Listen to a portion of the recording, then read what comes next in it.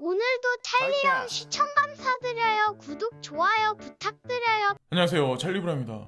어저께 오후 늦게까지만 해도 비트코인이 43,000달러 거의 근방까지 가서 와 좋다 막 이렇게 생각들을 많이 하셨을 거고 저 또한 마음이 그랬었어요. 근데 이제 보면서 이제 저도 잠이 들었고 아침에 새벽에 일어나서 지금 방송하는 와중에 비트코인이 좀 많이 다시 하락을 해서 4만 달러, 4만 1,000달러 밑으로 지금 하향한 현재 추세라서 지금 이런 걸 보시면서 어떤 생각들을 많이 하실까라는 생각을 했어요. 그래서 저는 이제 이런 생각을 하거든요. 뭐 사람에 따라 이제 각자 뭐 어떤 결론적인 판단은 다 다르기는 하겠지만 사실은 보리쌀 게임이 점점 강해질수록 자 장난질이 점점 빈도가 폭이 점점 강해지면 강해질수록 그들의 원하는 분명한 의도가 있는 거고 특히나 여기 보시면 아시겠지만 미 재무장관이 암호화폐 제재 회피 위한 방법일 수도 있다. 이게 어저께 저녁 오후부터 나왔거든요. 이런 얘기가 미국 정부로부터 나올 때는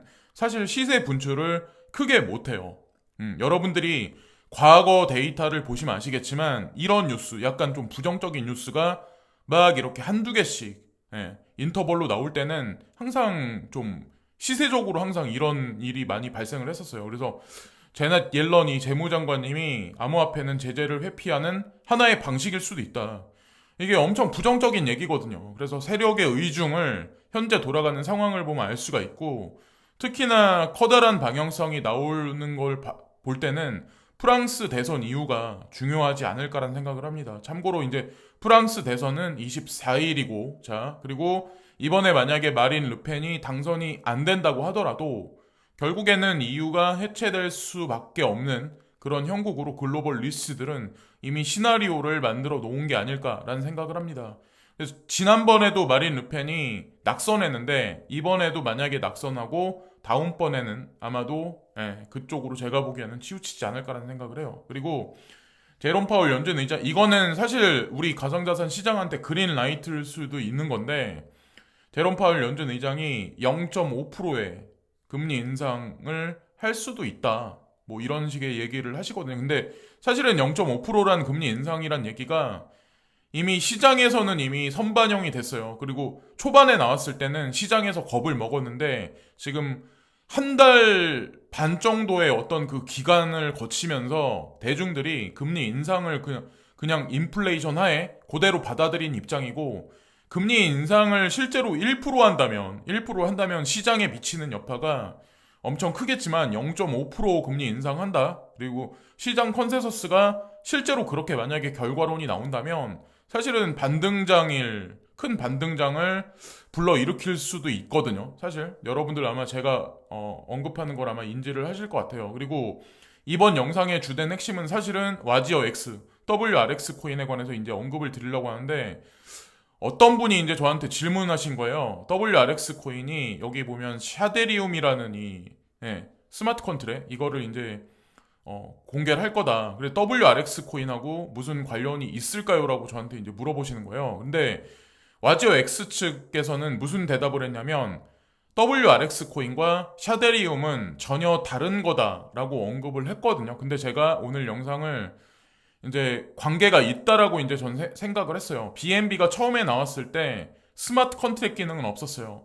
BSC가 탄생이 되면서 BNB도 그 반사 이익을 받거든요. 그래서 이게 상호 연관관계가 있는데 WRX도 마찬가지로 샤데리움하고 그런 관계로 진보해서 나가지 않을까라는 생각을 이제 전 하게 됐습니다. 그리고 더 나아가서 묻지마 투자는 제가 이런 얘기를 한다고 해서 이 WRX 그럼 엄청 급등하겠구나 이렇게 그냥 단순하게 묻지마 투자 그리고 과도한 대출은 절대 하지 마시고 왜 묻지마 투자를 하지 마시라고 제가 이제 언급드리냐면 내가 분석이 확실하지 않은 상황에서는 결과를 못 기다려요. 결과가 나올 때까지는 분명히 시간이 걸리는 거고 그러면 인내를 못 해요. 수익을 못 거두고 실패할 확률이 높죠. 그러면 또 저한테 이제 욕을 하시겠고 이게 어떤 게 있냐면 막상 그리고 만약에 묻지마 투자 하셔서 돈을 벌어. 근데 그래도 고맙다고 생각하시는 분들도 있을 거고 뭐 그냥 내가 잘해서라고 생각하는 사람들이 더 많을 거라고 이제 전 생각을 해요. 저도 이제 나이가 40대 중반이라서 대충 사람들 대중 심리는 대충 알거든요. 그래서 염치 없는 사람, 저도 이제 이민 사회에서도 좀 있어봤고 했기 때문에 각 나라 다른 나라의 인종 많은 인종들도 겪어봤기 때문에 세계 각국을 돌아다녀봐도 염치 없는 사람이 염치 있는 사람보다 더 많아요. 염치 없는 사람이. 그리고 사람들이 공짜를 좋아하는 사람 되게 많아요. 얻어먹는 거 좋아하는 사람들 되게 많고. 근데 저는 솔직히 제가 부자라서 그런 게 아니라 옛날에도 마찬가지지만 제가 한 번 사면 누군가가 저한테 이제 한 번 사면 저도 그 사람한테 밥을 사요. 똑같이 동등하게. 아니면 더 비싼 밥을 사고 그랬었어요. 그거는 제 자존감이었거든요, 사실은. 이게 별것도 아닌 것 같지만 이게 습관이 되잖아요. 얻어먹는 게. 공짜 좋아하는 게 좋을 수도 있어요. 근데 이게 사람을 클래스로 나눴을 때 어느 클래스 이상은 절대로 못 넘어가요. 제 말을 주는 거를 더 좋아하는 사람들이 개 중에 남아 있을 거예요. 그 사람들이 지금 어느 정도 위치에 있는지 여러분들 한번 살펴보세요. 제 말이 틀린가? 자, WRX, BNB, BSC 같이 요런 거를 이제 반복해서 진행될 거라 제가 말씀드렸는데 샤데움의 알파벳은 자, 알파넷은 4월달 자 그러니까 얼마 남지 않았어요. 베타넷은 3분기, 메인넷은 4분기 말 런칭할 예정이다. 이렇게 얘기가 나왔고 그리고 제가 왜 비슷한 과정을 겪을 거냐. 텐센트가 이제 사업 진행하면서 이 구조 형성, 거버넌스 형성하면서 카카오가 사실은 비슷한 구조를 형성을 했었거든요. 지금 BNB가 자 보세요. 바이낸스가 와지어 X에 가장 큰 지분을 가지고 있다. 적극적으로 밀어주고 있죠. 사실은 여기 보세요. BSC 체인, BNB 체인으로 리브랜딩. 자 이거는 과거를 얘기해 주는 거예요. BNB하고 비슷하게 갈 거다라고 제가 언급드렸는데 바이낸스가 2017년 BNB를 출시한 지 3년이 지난 후에 BNB가 가격이 이때만 하더라도 헐값이었어요. 어느 순간에 이게 몇십만 원이 되고 어느 순간에 50만 원, 60만 원 막 이렇게 올라갔었죠. 그래서 바이낸스 스마트 체인 BSC가 공개됐는데 3년이 지난 후에 바이낸스가 성장하면서 BSC도 빠르게 생태계를 확장할 수 있었다. 지난 2월 15일 바이낸스는 BSC와 바이낸스 체인이 BNB 체인으로 변경한다고 발표를 했다. 바이낸스는 리브랜딩을 통해 BSC, BNB 생태계 간의 연결성을 강화한다는 의지를 내비쳤다. 그래서 제가 WRX랑 샤데리움도 마찬가지로 이런 과정을 겪는 게 아닐까. 그리고 여기 나와 있는 거대로 BNB는 스마트 체인, 구의 BSC, 이더리움의 가상 머신을 호환할 거고 합의 계층, 이거 뭐 컨센서스 레이어, 멀티체인 기능을 더한 허브 역할을 하게 될 거다. 똑같은 제가 이걸 말씀드리면 아마 인지를 하실 거예요. BSC가 스마트 계약 기분 애플리케이션을 실행하기에 구축된 블록체인 네트워크이다. 이거 샤데리움이라고 제가 여기 그냥 가상으로 한번 이렇게 명칭을 한번 해볼게요. 그래서 제가 이거를 찾아서 읽어보니까 대충 샤데리움이 WRX랑 어떤 그림을 그리겠구나. 어느 정도 우리가 우회적으로 추측을 할 수가 있어요. 왜 미리 그런 이거를 미리 공표를 하지 않거든요. 절대로. 그리고 백서도 조만간에 아마 낸다는 얘기가 있었는데 샤데리움 백서가 나오면 조금 더 이제 어떤 이 실체가 거버넌스가 구체화되지 않을까라는 생각을 하게 됐어요. 그리고 BSC는 BC와 같이 실행되기 때문에 사용자는 BC의 높은 트랜잭션 용량과 BSC 스마트 계약 기능의 두 가지 장점을 한 번에 누릴 수가 있습니다. 와지어 X는 스마트 계약의 기능이 없을 거예요. 거기다가 이더리움 버처 머신의 기능도 없을 거예요. 그래서 샤데리움이 우회적으로 그거를 서포팅해 주지 않을까. XRP도 마찬가지로 스마트 컨트랙 기능이 없는데 여러분들 아시겠지만 플레이어 네트워크를 통해서 사실 그걸 구현하는 거거든요. 그런 이치랑 비슷하게 흘러가지 않을까라는 생각을 합니다. 그리고 뎁도 마찬가지로 구축하고 사용자가 빠른 시간에 대용량으로 코인을 크로스체인으로 관리할 수 있도록 하는 것이 BSC의 목적입니다. 샤데리움의 목적입니다. 이렇게 인지를 하시면 그리고 개수가 엄청 많다. 와지어 X. 그래서 걱정된다라고 이제 하시는 분들도 있는데 BNB도 마찬가지로 주기적으로 소각을 했었어요. 소각을 했었는데 요즘에 조금 이제 거침없는 엑셀레이티드 BNB 번 시스템이 도입되면서 조금 시간이 단축됐죠. 원래 기존에는 27년이었는데 7, 8년으로 단축됐다. 그래서 사실 그때서부터 BNB가 많이 상승을 했었거든요. 근데 WRX도 마찬가지로 이 과정을 저는 겪을 거라고 생각을 해요. 지금 개수가 엄청 많긴 하지만 그래서 요것도 이제 그냥 참고적인 관점으로 그냥 보시면 되고, 현재 가격이 요거보단 아마 지금 비트코인 가격이 떨어져서 더 떨어졌을 거예요. 그래서 아마 확신을 못 가지시는 분이 아마 되게 많을 거예요. 저는 이때서부터 언급을 해가지고 운이 있으신 분들, 선택을 잘 하셨던 분들은 아마 요때 못해도 4달러, 5달러, 6달러에 파신 분도 있을 거고, 그 중에 인생이 변한 사람도 아마 분명히 있을 거예요. 지금 뭐 투자하신 분들은 요런 거를 보시고, 요런 거를 보시고 어느 순간 급등하는 게 아니라 아마 계단식 상승을 보일 거예요. 요때는 그냥 묻지마 상승이었고, 이거는 세력의 장난질이죠, 사실은. 저도 이렇게 될 거라고는 꿈에도 생각을 못했어요. 이게 타이밍이 어떻게 그러니까 그게 아다리가 이제 맞아졌을 뿐이지. 그래서 하여튼 계단식 상승에 어떤 그 피치가 올라가면 6달러를 보고 우리가 하는 건 아니거든요. BNB 못지않은 아마 어느 정도 가격 형성을 하실 거예요. 왜냐면 인도 시장이 엄청나게 커질 거라는 걸 웬만큼 이제 분석이 끝나신 분들은 아마 확신을 하실 거라고 저는 이제 생각을 합니다. 거기다가 뭐 두바이로 거점을 또 와지오 X는 옮겨놓고 스위스하고 또 관련해서 여러 가지 일을 또 벌이려고 한다는 그런 얘기들도 이제 어떤 구독자님이 적어 주셨더라고요. 그리고 제가 러시아 이 분쟁이 좀 가까워 오고 있다 이런 얘기를 했던 이유가 사실은 러시아가 원하는 목적을 거의 다 이뤘어요. 그들이 원하는 거는 이 항구거든요. 항구. 여기 마리오폴. 여기서 지금 격전이 지금 심해지고 있다라는 얘기가 아마 여러분들 보도를 많이 보셨을 거예요. 그래서 크림반도랑 여기를 연이어서, 자, 여기 돈바스 지역하고 연이어서 여기를 점령하면 일단은 러시아 푸틴의 목적은 일단은 달성된 거예요. 거기다가 겨울이 끝나가죠. 겨울이 끝나간다는 얘기는 가스관을 잠그겠다는 그 협박성 발언도 먹히지 않을 가능성이 높아요. 올 겨울에 혹한기가 다시 오기 시작하면 다시 한번 러시아나 중국이 본인들의 의도에 따라서 뭔가 시나리오를 펼치긴 하겠지만 지금 날씨가 풀려지기 때문에 이들도 더 이상 공방을 지속시키진 않을 거라고 전 개인적으로 일단은, 그리고 목적 달성을 항구 도시를 점령함으로써 어느 정도 했다라고 생각해요. 이거는 러시아가 가지고 있는 되게 장기 정책 중에 되게 중요한 어떤 그 전략 중에 하나였거든요. 자, 여기 항구를 점령하는 게. 왜냐면 러시아는 이렇게 땅덩어리가 엄청 크긴 한데 여기라고 따질게요. 여기라고 칠게요. 우크라이나가 여기 있으니까. 그러니까 여기 언저리 정도가 되겠네요.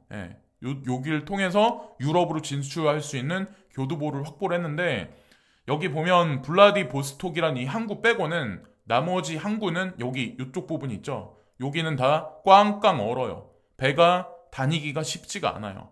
그래서 우크라이나 돈바스 지역과 크림반도 그쪽을 연이어서 이렇게 점령한 게 사실은 러시아 측의 큰 그림상에서 시나리오가 행해진 게 아닐까. 그리고 조만간에 일단락 되지 않을까라는 생각을 합니다. 여기서 이제 극심한 분쟁이 현재 벌어지고 있다라는 얘기가 있죠, 지금.